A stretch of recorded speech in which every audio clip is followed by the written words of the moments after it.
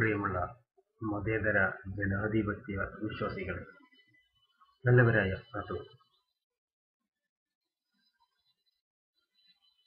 കേരളീയ സമൂഹത്തിൽ ഒരുപാട് കാലമായിക്കൊണ്ട് ചർച്ച ചെയ്തുകൊണ്ടിരിക്കുന്ന ഒരു സുപ്രധാനപ്പെട്ട സംഗതിയാണ്, ചരിത്ര വസ്തുതയാണ്. 1921 ബ്രിട്ടീഷ് ഗവൺമെന്റ് ഇവിടെ കൊണ്ടുവന്ന പള്ളികളും മദ്രസകളും നിർമ്മിക്കുന്നതിനും വിപുലീകരിക്കപ്പെടുന്നതിനും തടസ്സമായി കൊണ്ടുവന്ന നിയമം, അത് കേരള നിയമസഭയിൽ ഭേദഗതി ചെയ്ത് കേരളീയ മുസ്ലിങ്ങൾ നേരിട്ടിരുന്ന ആരാധനാ സ്വാതന്ത്ര്യത്തിന് എതിരായിക്കൊണ്ട് നിലനിന്നിരുന്ന നിയമത്തെ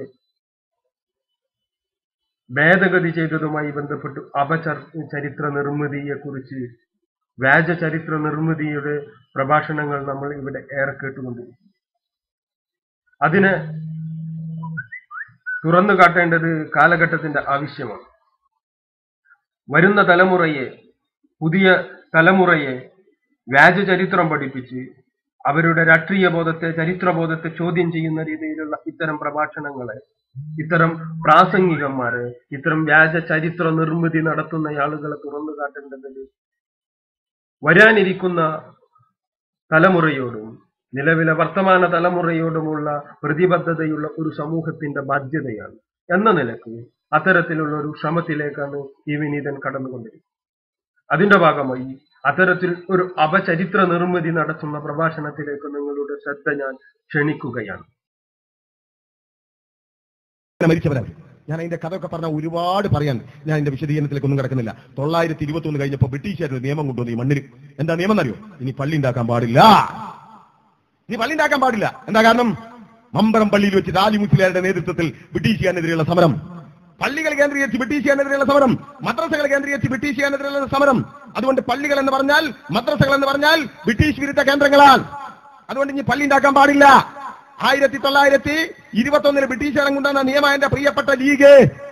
പിന്നെ എങ്ങനെ നമ്മൾ പള്ളിയൊക്കെ ഉണ്ടാക്കിയ പുതിയ പള്ളികൾ പള്ളിണ്ടായത് അറിയോ? ലീഗിന്, യൂത്ത് ലീഗിന്റെ ചെറുപ്പക്കാർക്ക് ഇല്ലേ? കേട്ടോ, ചരിത്രത്തിൽ ആദ്യമായി ബാലറ്റ് പേപ്പറിലൂടെ അധികാരത്തിൽ വന്ന 1957 സഖാ VMS നേതൃത്വത്തിലുള്ള കമ്മ്യൂണിസ്റ്റ് ഗവൺമെന്റ് നിയമം കൊണ്ടുവന്നു പള്ളി ഉണ്ടാക്കാൻ, മദ്രസ ഉണ്ടാക്കാൻ. 1957 ഏപ്രിൽ മാസം 5-ാം തീയതി വെള്ളിയാഴ്ച ഉച്ച കഴിഞ്ഞ് സത്യപ്രതിജ്ഞ ചെയ്ത് അധികാരമേറ്റെടുത്ത EMS ഗവൺമെന്റ് അദ്ദേഹത്തിന്റെ ജന്മനാടായ പട്ടാമ്പിക്കടുത്ത പുലാമന്തോളിൽ വന്ന് തിരിച്ചു പോകുമ്പോൾ കുറെ ആളുകൾ നിവേദനം കൊടുത്തു. ആര്? മുസ്ലിങ്ങൾ. മുസ്ലിം ലീഗ് അല്ല, ഞങ്ങൾക്ക് പള്ളി ഉണ്ടാക്കാൻ കഴിയില്ല, മദ്രസ ഉണ്ടാക്കാൻ കഴിയില്ല. പോയി നോക്ക്, പുലാമന്തോൾ പള്ളി, 57 പള്ളി, EMS പള്ളി എന്നറിയപ്പെടുന്ന പള്ളി, തറക്കല്ലിട്ട സഖാ VMS. EMS പറഞ്ഞു, എനിക്ക് ഇത്തിരി സമയം എന്താ, ഞാൻ തിരുവനന്തപുരത്ത് എത്തട്ടെ. സഖാ VMS തിരുവനന്തപുരത്തെത്തി. 1957 ജൂലൈ മാസം 7-ാം തീയതി സഖാ VMS ഗവൺമെന്റ് ഉത്തരവിറക്കി. എന്റെ പ്രസംഗത്തിന് മറുപടി പറയണമെന്ന് ആഗ്രഹിച്ച് ഇവിടെ എവിടെങ്കിലും കുത്തിരുന്നിട്ട് വല്ല ലീഗാരനും എഴുതുണ്ടെങ്കിൽ എഴുതിക്കോ, തെറ്റണ്ട. MA 14-16-00-57 PD തെറ്റേ. വീട്ടിൽ കമ്പ്യൂട്ടർ ഉണ്ടെങ്കിൽ പോയി ഞെക്കി നോക്ക്, അപ്പൊ അങ്ങനെ തെളിഞ്ഞു വരും. എന്താ വരിക അറിയോ? 1957 ഈ മണ്ണിൽ പള്ളി ഉണ്ടാക്കാൻ സഖാ VMS ഗവൺമെന്റ് കൊണ്ടുവന്ന ഉത്തരവിന്റെ നമ്പറായി പറഞ്ഞത് ഞങ്ങൾ ഉണ്ടാക്കി. ജാതി മതം ചാത്തനും പോത്തനും ഇല്ലാത്ത കമ്മ്യൂണിസ്റ്റുകാരൻ ഇവിടുത്തെ മുസ്ലിം പള്ളി ഉണ്ടാക്കാനുള്ള നിയമം. പ്രിയമുള്ള സുഹൃത്തുക്കളെ, നിങ്ങൾ കേട്ടുവല്ലോ പ്രാസംഗികന്റെ അവകാശവാദത്തെ.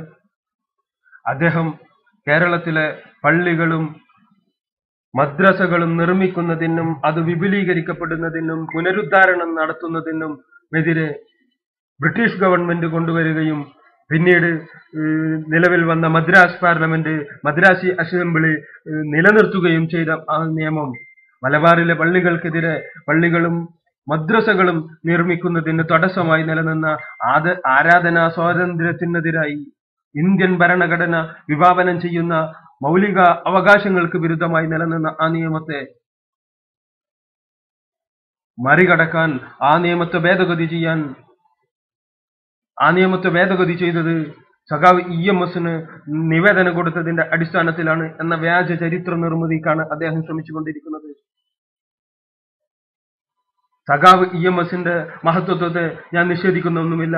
മഹാനായ മതേതരവാദിയായ ഒരു നേതാവായിരുന്നു, അത് അംഗീകരിച്ചുകൊണ്ട് തന്നെ പറയട്ടെ. എന്തിനാണ് അദ്ദേഹത്തിന് ഇല്ലാത്ത അവകാശവാദങ്ങളെ, ഇല്ലാത്ത ക്രെഡിറ്റുകളെ അദ്ദേഹത്തിന് വാങ്ങിക്കൊടുക്കാൻ ശ്രമിക്കുന്നത്? എന്താണ് യാഥാർത്ഥ്യം? യാഥാർത്ഥ്യത്തിലേക്ക് നമ്മൾ അന്വേഷിക്കണം. അദ്ദേഹം പറഞ്ഞതുപോലെ കമ്പ്യൂട്ടറിൽ പോകണം, നിങ്ങളുടെ വിരൽത്തുമ്പുകൾ കൊണ്ട് വിസ്മയങ്ങൾ തീർക്കണം. നിങ്ങൾ കേരള ഗവൺമെന്റിന്റെ അസംബ്ലിയിൽ ലൈബ്രറിയുടെ ആർക്കൈവ് നിങ്ങൾ പരിശോധിക്കണം. ഞാൻ ഇതോടൊപ്പം അതിന്റെ ഫോട്ടോകൾ ചേർക്കുന്നു, നിങ്ങൾക്ക് പരിശോധിക്കാം. ആവശ്യമുള്ളവർക്ക് എന്നെ ബന്ധപ്പെടുകയാണെങ്കിൽ ഞാൻ അതിന്റെ രേഖകൾ നിങ്ങൾക്ക് നൽകാൻ തയ്യാർ. നിങ്ങൾ പരിശോധിക്കണം. കേരളത്തിന്റെ നിയമസഭയിൽ ആരാണ് ഈ നിയമവുമായി ബന്ധപ്പെട്ട് ചർച്ച കൊണ്ടുവന്നത് എന്ന്. ആ നിയമവുമായി ബന്ധപ്പെട്ട ചർച്ചയിൽ അന്നത്തെ ഇടതുപക്ഷ പ്രതിനിധികളുടെ റോൾ എന്തായിരുന്നു എന്ന്, അന്നത്തെ CPM സ്വീകരിച്ച നിലപാടെന്തായിരുന്നു എന്ന് അദ്ദേഹം പറഞ്ഞ ഡേറ്റുകൾ വെച്ച് നിങ്ങൾ കണക്കൂട്ടണം. അദ്ദേഹം പറഞ്ഞ ഓർഡിനൻസിന് നിങ്ങൾ പരിശോധിക്കണം എന്തായിരുന്നു എന്ന്. അപ്പോൾ നിങ്ങൾക്ക് ബോധ്യമാകും. 1957 മെയ് മാസം 9-ാം തീയതി കേരള നിയമസഭയിൽ ഇന്ത്യൻ യൂണിയൻ മുസ്ലിം ലീഗിന്റെ parliamentary party leader CH Muhammad Koya Sahib കൊണ്ടുവന്ന പ്രമേയത്തിന്റെ അടിസ്ഥാനത്തിൽ നടന്ന ചർച്ചയിലാണ് ഈ മലബാറിലെ പള്ളികളും മദ്രസകളും നിയമിക്കുന്നതിനെതിരായി നിലനിന്നിരുന്ന ഭരണഘടനാ വിരുദ്ധമായ ഒരു നിയമത്തെ, ഇന്ത്യൻ ഭരണഘടനാ വിരുദ്ധമായ ഒരു നിയമത്തെ നീക്കം ചെയ്യാൻ കേരള നിയമസഭയിൽ ഭേദഗതി കൊണ്ടുവരുന്നത്. ഇന്ത്യ രാജ്യത്ത് 950 റിപ്പബ്ലിക് ആയതോടുകൂടി ആരാധനാ സ്വാതന്ത്ര്യം, വിശ്വാസ സ്വാതന്ത്ര്യവും നിലനിൽക്കെ ഒരു സമുദായത്തിന്റെ വിശ്വാസ സ്വാതന്ത്ര്യത്തിന് വിലങ്ങുതടിയായി നിൽക്കുന്ന ഈ നിയമം ഭേദഗതി ചെയ്യണമെന്നാവശ്യപ്പെട്ടപ്പോൾ കേരള നിയമസഭയിൽ ഉണ്ടായ കോലാഹലങ്ങൾ നിങ്ങൾ പഠിക്കണം. കൂലങ്കുശമായ ചർച്ചകൾ നിങ്ങൾ പഠിക്കണം. ആ ചർച്ചയിൽ സഖാവ് EMSന്റെ റോൾ എന്തായിരുന്നു എന്ന് പറയണം. ഒന്ന് തുണി അഴിച്ചെടുക്കാൻ വേണ്ടി പോലും എണീറ്റ് നിൽക്കാത്ത EMSനെ എങ്ങനെയാണ് കേരളത്തിന്റെ നിയമസഭയിൽ ഇന്ത്യൻ യൂണിയൻ മുസ്ലിം ലീഗിന്റെ പ്രതിനിധി, parliamentary party leader CH Muhammad Koya Sahib ധീരോദത്തമായി ജനാധിപത്യ മാർഗത്തിൽ നടത്തിയ പോരാട്ടം, അദ്ദേഹം സക്രിയമായി നടത്തിയ ഇടപെടലുകൾ ആ നിയമസഭയിലെ മുഴുവൻ അംഗങ്ങൾക്കും അംഗീകരിക്കേണ്ടി വന്നതിന്റെ പേരിൽ ഭരണപക്ഷത്തിന് അതിന്റെ മുന്നിൽ മുട്ടുന്യായങ്ങൾ പറഞ്ഞുകൊണ്ട് ശ്രമിച്ചിട്ട് പോലും പിന്നോക്കം പോകാൻ കഴിയാത്ത സാഹചര്യത്തിൽ മുസ്ലിം ലീഗിന്റെ പിന്തുണയോടുകൂടി സ്വതന്ത്രനായി മത്സരിച്ച് മുസ്ലിം ലീഗിന്റെ അനുമതിയോടുകൂടി സഖാവ് EMSന്റെ മന്ത്രിസഭയിൽ മന്ത്രിയായി ചേർന്ന നിയമമന്ത്രി VR കൃഷ്ണയ്യർ നിയമസഭയിൽ അഭിവന്ദനായ CH മുഹമ്മദ് കോയ സാഹിബും ഔക്കാദർ കുട്ടി നെഹ സാഹിബും മുസ്ലിം ലീഗിന്റെ പാർലമെന്ററി പാർട്ടി അംഗമായ M ചടയനും ഒക്കെ നേതൃത്വത്തിൽ നടത്തിയ ധീരോദത്തമായ ജനാധിപത്യ പോരാട്ടം. ആ പോരാട്ടത്തിനൊടുവിലാണ് കേരളത്തിലെ മലബാറിന്റെ മേഖലകളിൽ 921 ശേഷം അധിനിവേശ ശക്തികൾ, സാമ്രാജ്യത്വ ശക്തികൾ,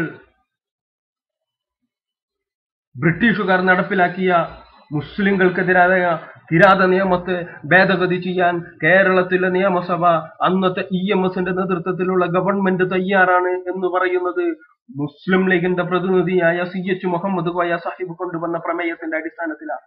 നിയമസഭ രേഖകൾ, സംസാരിക്കുന്ന രേഖകൾ രേഖകളായിക്കൊണ്ട് തന്നെ മുസ്ലിം ലീഗിന്റെ പ്രവർത്തകർ ഇവിടെ നിങ്ങൾക്ക് മുന്നിൽ സമർപ്പിക്കുകയാണ്. സമൂഹം യാഥാർത്ഥ്യങ്ങളിലേക്ക് ശ്രദ്ധിക്കണം. അപചരിത്ര നിർമ്മിതികളല്ല, വസ്തുതകളാണ് നമ്മോട് സംസാരിക്കേണ്ടത്. ചരിത്രം എന്ന് പറയുന്നത് ആരെങ്കിലും കവലകളിൽ മൈക്ക് കെട്ടി പ്രസംഗിക്കുന്നതല്ല, മറിച്ച് ചരിത്രങ്ങൾ വസ്തുതകളുടെ അടിസ്ഥാനത്തിൽ എഴുതിയുണ്ടാക്കുന്നതും സംസാരിക്കേണ്ടതുമാണ്. മുസ്ലിം ലീഗിന്റെ പ്രവർത്തകന്മാർ കഴിഞ്ഞ കുറെ ദിവസങ്ങളിലായി ഈ പ്രഭാഷണങ്ങൾ ഇങ്ങനെ സോഷ്യൽ മീഡിയകളിലൂടെ പരന്നൊഴുകുകയാണ്. എന്താണ് പ്രഭാഷണങ്ങൾ? കേരളത്തിലെ മുസ്ലിം സമൂഹത്തിന് കൊണ്ട് മുസ്ലിം ലീഗ് ഒന്നും ചെയ്തിട്ടില്ല, ഇവിടെ പള്ളി നിർമ്മിക്കാൻ പോലും അവകാശങ്ങൾ നൽകിയത് EMS റോട്ടിൽ നിന്ന് പ്രഖ്യാപിച്ചിട്ടാണ് എന്ന രീതിയിലുള്ള ചരിത്ര അപനിർമ്മിതി. സ്വാഭാവികമായും അദ്ദേഹം വെല്ലുവിളിച്ചതുപോലെ, പ്രാസംഗികൻ വെല്ലുവിളിച്ചതുപോലെ കമ്മ്യൂണിസ്റ്റുകാരൻ എതിർത്ത കമ്പ്യൂട്ടറിനെ എതിർത്തത് ഇതുകൊണ്ടൊക്കെ തന്നെയാണ്. അവൻ പടച്ചുവിടുന്ന കള്ളപ്രചരണങ്ങളെ വിജ്ഞാനത്തിന്റെ വിസ്ഫോടനം കൊണ്ട്, വിരൽത്തുമ്പുകൾ കൊണ്ട് തേടിയെത്താൻ, അതിനെ തുറന്നു കാട്ടാൻ ഒരു തലമുറക്ക് സാധിക്കുന്ന കാലഘട്ടത്തിൽ കമ്മ്യൂണിസ്റ്റ് പാർട്ടിക്ക് നിലനിൽപ്പില്ല എന്ന് മനസ്സിലാക്കിയത് കൊണ്ട് തന്നെയാണ് കമ്മ്യൂണിസ്റ്റുകാരൻ ഇവിടെ കമ്പ്യൂട്ടറിനെതിരെ സമരം ചെയ്തത്. കമ്പ്യൂട്ടറിന്റെ അനന്ത സാധ്യതകളെ ഞങ്ങൾ ഉപയോഗപ്പെടുത്തി കേരളത്തിന്റെ അസംബ്ലിയുടെ ചർച്ചകളുടെ ആർക്കൈവ് പരിശോധിച്ചു. 1957 മെയ് മാസം 9-ാം തീയതി കേരള നിയമസഭയിൽ അഭിവന്ദനായ CH മുഹമ്മദ് കോയ സാഹിബ് കൊണ്ടുവന്ന് ഔക്കാദർ കുട്ടി നഹ സാഹിബ് പിന്തുണച്ച് നടന്ന ചർച്ച. ആ ചർച്ചയിൽ EP ഗോപാലൻ ഉൾപ്പെടെയുള്ള ആളുകൾ പങ്കെടുത്തത് പരിശോധിച്ചാൽ അതിലെ ഇടതുപക്ഷത്തിന്റെ നിലപാടെന്തായിരുന്നു എന്ന് നിങ്ങൾക്ക് ബോധ്യമാകും.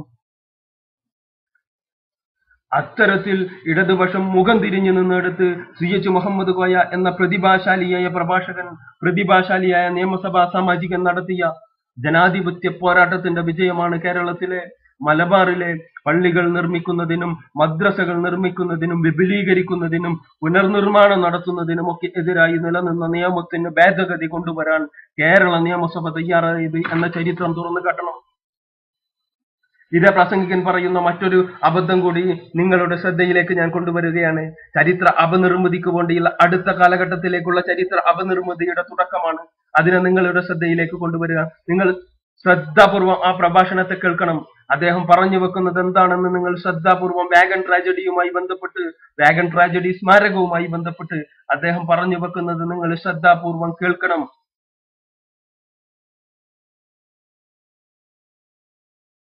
വാഗൺ ട്രാജഡി തിരൂരിൽ പോയി നോക്ക്. VS അച്യുതാനന്ദന്റെ കാലത്തുണ്ടാക്കിയ വാഗൺ ട്രാജഡി അനുസ്മരണ ഓഡിറ്റോറിയം. വാഗൺ ട്രാജഡി തിരൂരിൽ പോയി നോക്ക്. VS അച്യുതാനന്ദന്റെ കാലത്തുണ്ടാക്കിയ വാഗൺ ട്രാജഡി അനുസ്മരണ ഓഡിറ്റോറിയം. വാഗൺ ട്രാജഡി തിരൂരിൽ പോയി നോക്ക്. VS അച്യുതാനന്ദന്റെ കാലത്തുണ്ടാക്കിയ വാഗൺ ട്രാജഡി അനുസ്മരണ ഓഡിറ്റോറിയം. വാഗൺ ട്രാജഡി തിരൂരിൽ പോയി നോക്ക്. VS അച്യുതാനന്ദന്റെ കാലത്തുണ്ടാക്കിയ വാഗൺ ട്രാജഡി അനുസ്മരണ ഓഡിറ്റോറിയം. പ്രഭാഷകൻ എന്താണ് പറഞ്ഞു വെച്ചത്? എന്താണ് പ്രഭാഷകൻ പറയാൻ ശ്രമിക്കുന്നത്? VS അച്യുതാനന്ദന്റെ കാലത്ത് നിർമ്മിച്ച വാഗൺ ട്രാജഡി സ്മാരക ഓഡിറ്റോറിയം എന്ന്. എന്താണ് ചരിത്രം? എത്ര വർഷങ്ങൾക്ക് മുമ്പ് തിരൂരിൽ വാഗൺ ട്രാജഡി സ്മാരകം നിർമ്മിച്ചിട്ടുണ്ട്? വാഗൺ ട്രാജഡി സ്മാരക ഹാളിനെ കുറിച്ച് എനിക്ക് ചുരുങ്ങിയത് ഒരു 10-11 വയസ്സുള്ള കാലത്തെങ്കിലും കേട്ടിട്ടുണ്ട്. എത്രയോ വർഷങ്ങൾക്ക് മുമ്പ് നിർമ്മിക്കപ്പെട്ട വാഗൺ ട്രാജഡി സ്മാരകം ചരിത്ര അപനിർമ്മിതിയുടെ തുടക്കമാണിത്. നമ്മൾ ഇപ്പോൾ സൂക്ഷിക്കണം. നാളെ ഒരു തലമുറ കഴിഞ്ഞു പോകുമ്പോൾ ഇവന്റെ ചരിത്രമായി നിലനിൽക്കും. ഇവന്റെ കപടത, ഇവന്റെ വ്യാജനിർമ്മിതി ചരിത്രമെന്ന് പൊതുസമൂഹം തെറ്റിദ്ധരിച്ചു പോകും. വാഗൺ ട്രാജഡിക്ക് സ്മാരകം പണിയുന്നത് VS അച്യുതാനന്ദന്റെ കാലത്താണ് എന്ന് പറയുമ്പോ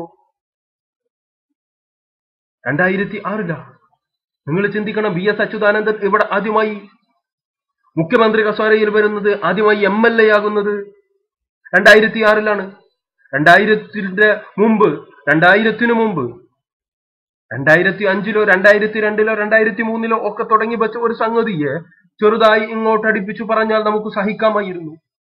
അതല്ല യാഥാർത്ഥ്യം. 2000-ന് മുമ്പ് തിരൂരിലുള്ള വാഗൺ ട്രാജഡി സ്മാരകം VS അച്യുതാനന്ദന്റെ കാലത്ത് നിർമ്മിച്ചു എന്ന് പറയുന്നു. എത്രമാത്രം അജണ്ടാപൂർവമായി, എത്രമാത്രം രഹസ്യ അജണ്ടയോടുകൂടി ഒരു ചരിത്രത്തെ, ഒരു ജില്ലയുടെ ചരിത്രത്തെ തന്നെ മാറ്റിയെഴുതാൻ, ഒരു ജില്ലയിലെ ഒരു സമൂഹത്തിന് കൊണ്ടുവന്ന വികസന പ്രവർത്തനങ്ങളെ മുഴുവൻ മാറ്റിയെഴുതാനുള്ള ഒരു ശ്രമം. ഈ ശ്രമത്തെ തിരിച്ചറിയേണ്ടതുണ്ട്. ഈ ശ്രമത്തെ തുറന്നു കാട്ടേണ്ടതുണ്ട്. ഇത്തരത്തിലാണ് സകല കപട പ്രചരണങ്ങളെയും, ഇത്തരത്തിലാണ് സകലമാന വികസന പ്രവർത്തനങ്ങളുടെയും ആദ്യഘട്ടത്തിൽ അതിന് എതിര് നിൽക്കുകയും പിന്നീട് അതിന്റെ വക്താക്കളായി ആരാണ് പറയുന്നത് വാഗൺ ട്രാജഡിയുടെ കഥ? ആരാണ് വാഗൺ ട്രാജഡിയുടെ കഥ പറയുന്നത്? ഇവിടുത്തെ ക്വിറ്റ് ഇന്ത്യ സമരത്തെ ഒറ്റുകൊടുത്ത് ആ ഫണ്ട് കൊണ്ട് പത്രം തുടങ്ങിയ ആളുകൾ. ആ ചരിത്രത്തിലേക്കൊക്കെ നമുക്ക് വരാം. ആവശ്യമെങ്കിൽ അത്തരത്തിൽ അതിന്റെ ചരിത്രം പറയുന്ന മറ്റൊരു സംഗതിയുമായി നമുക്ക് വരേണ്ടി വരും.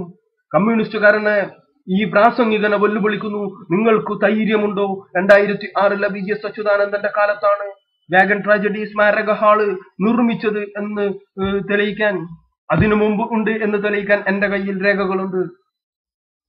അതുപോലെ ഞങ്ങൾ വെല്ലുവിളിക്കുകയാണ് കമ്മ്യൂണിസ്റ്റുകാരെ, പ്രിയപ്പെട്ട ഇടതുപക്ഷ സുഹൃത്തുക്കളെ, CPM-ന്റെ സഹപ്രവർത്തകരെ, സുഹൃത്തുക്കളെ ഞങ്ങൾ വെല്ലുവിളിക്കുകയാണ്.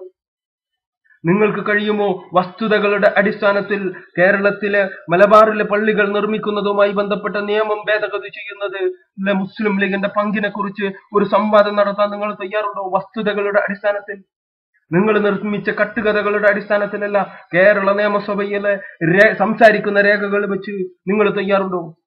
ഇല്ലെങ്കിൽ ചിന്തയും ചിന്താജൻ റോമും അതുപോലെ നാസർ കൊളാഡിയും ഉൾപ്പെടെയുള്ള ആളുകൾ പറയുന്നത് ഞങ്ങൾക്ക് മനസ്സിലാകും. അവർ കമ്മ്യൂണിസത്തിന്റെ ക്ലാസുകളിൽ മാത്രമാണ് പോയത്. LDF CPM-ന്റെ പാർട്ടി ക്ലാസുകളിൽ നിന്ന് പഠിച്ചത് ഛർദ്ദിക്കുകയാണെന്ന് ഞങ്ങൾക്ക് മനസ്സിലാകും. എന്നാൽ റെഗുലർ കോളേജിൽ പോയി ചരിത്രം പഠിച്ച് ചരിത്രകാരനായി എന്ന് സ്വയം അവകാശപ്പെടുന്ന ഒരു MLA പോലും ഇത് ഏറ്റുപാടുമ്പോൾ എത്രമാത്രം അപനിർമ്മിതിക്ക് വേണ്ടി നിങ്ങൾ ശ്രമിക്കുന്നു എന്നതാണ് യാഥാർത്ഥ്യം. ആ യാഥാർത്ഥ്യത്തെ സമൂഹത്തിന്റെ മുന്നിൽ തുറന്നു കാട്ടാൻ മുസ്ലിം ലീഗ് പ്രവർത്തകർ CH മുഹമ്മദ് കോയ സാഹിബ് അന്ന് ഞങ്ങൾക്ക് വിദ്യാഭ്യാസത്തിന് വേണ്ടി പോരാടിയത് കൊണ്ട്,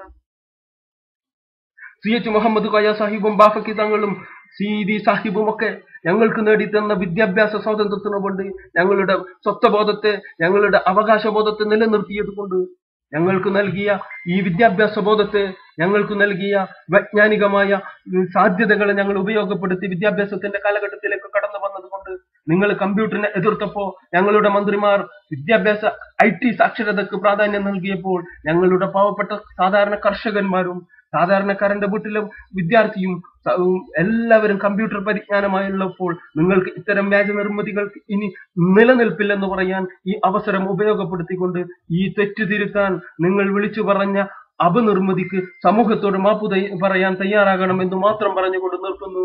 ജയ് ഹിന്ദ്. അസ്സലാമു അലൈക്കും.